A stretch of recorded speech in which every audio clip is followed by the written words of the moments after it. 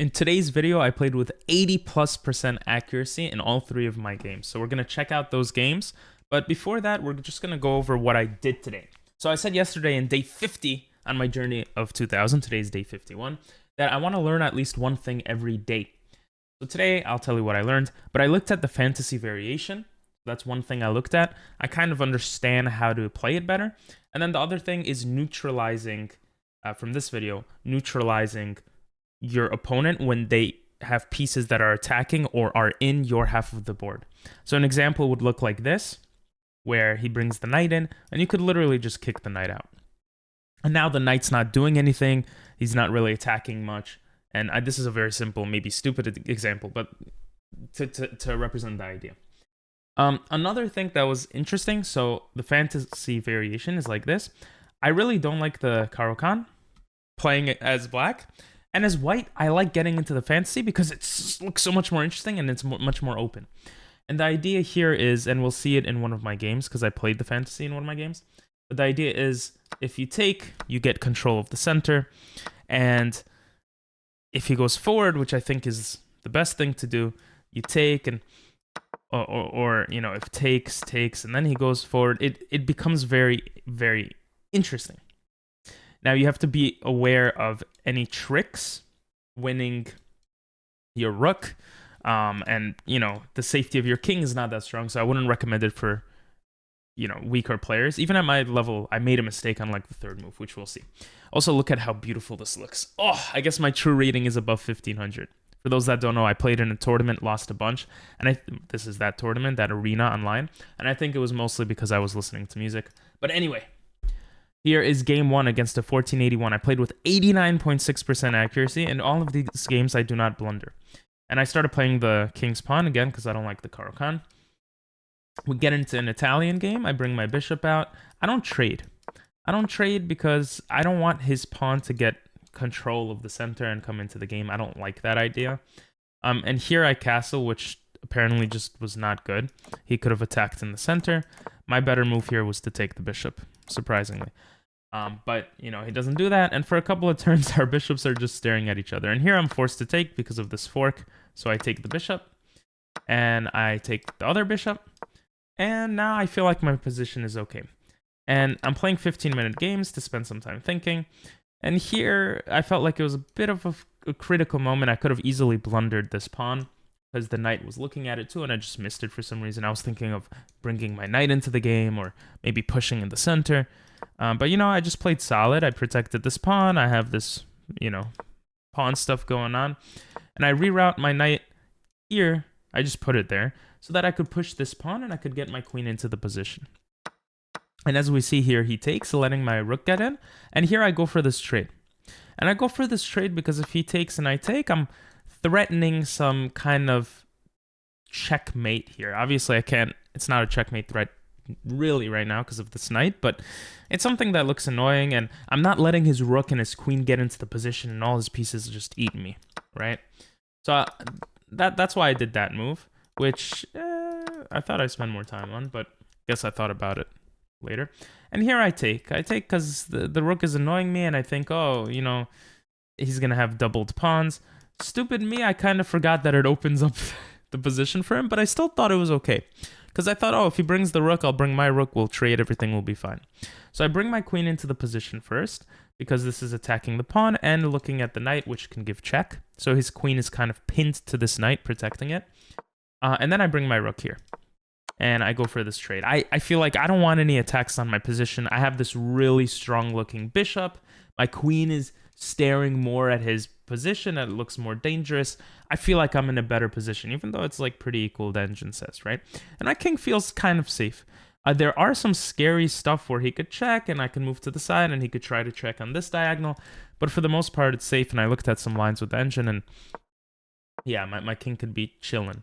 Now, I thought of this move to stop the knight from getting in at all. But I was going to do it a few moves later. After trading, though, and getting my bishop to safety, I spent some time on this move, and I check. I check, and I pin the knight. And the idea here is the knight can't get into the position, allowing me time to push this pawn, to get my king situated in a better location, and basically to start focusing on these pawns with my queen. But then he just blunders his knight. So I don't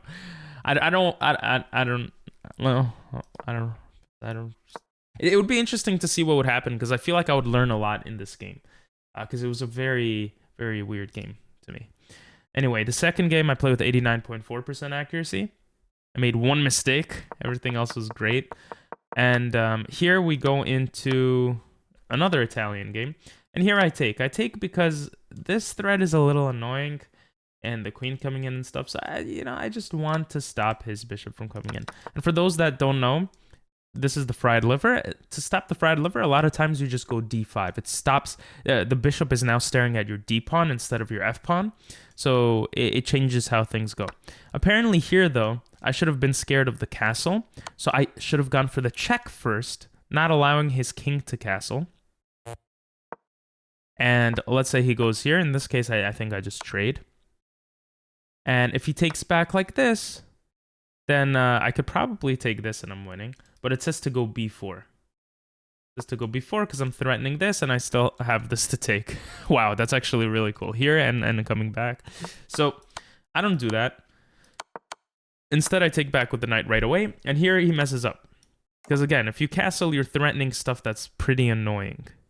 Right? I can't just move this back because then this threat comes back alive.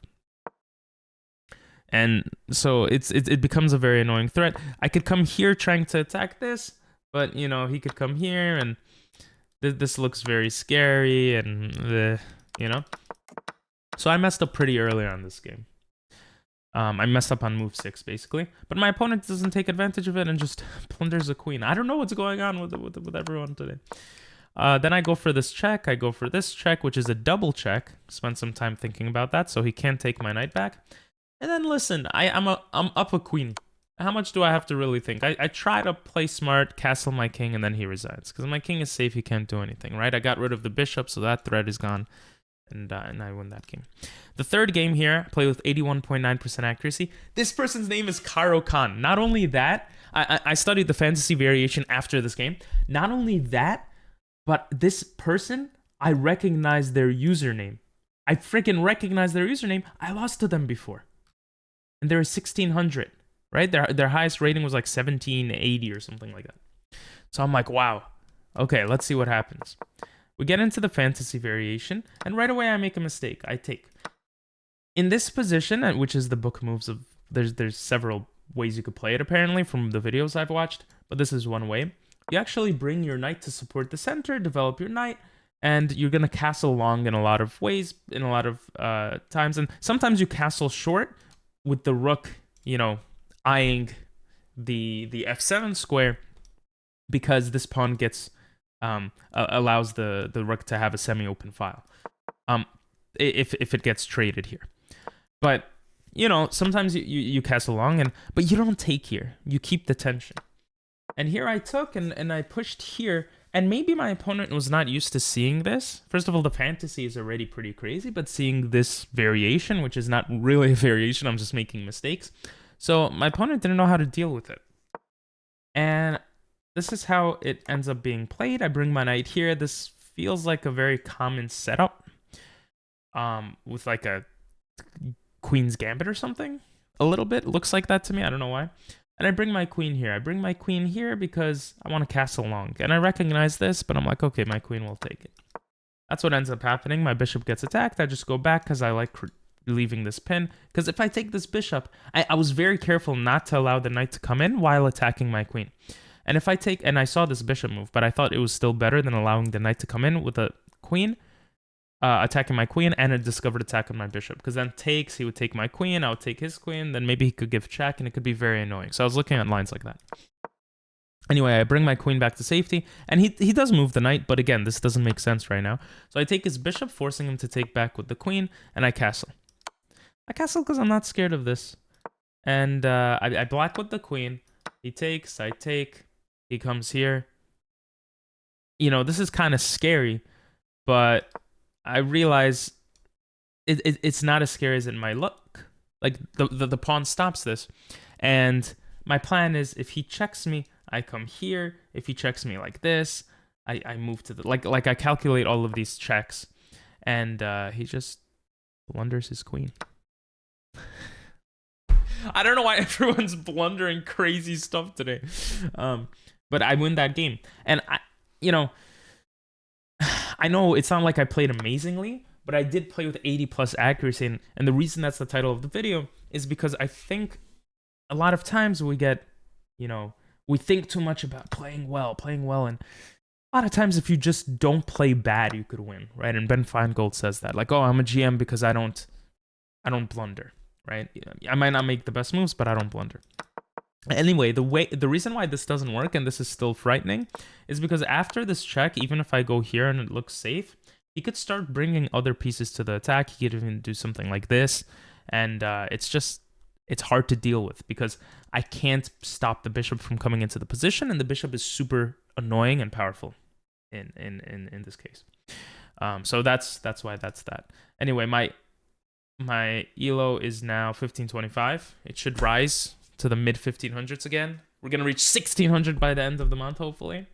And thanks for watching, guys. I really do appreciate it. If you watched this far, say 508 in the comments. 508. Have a great day. Bye bye.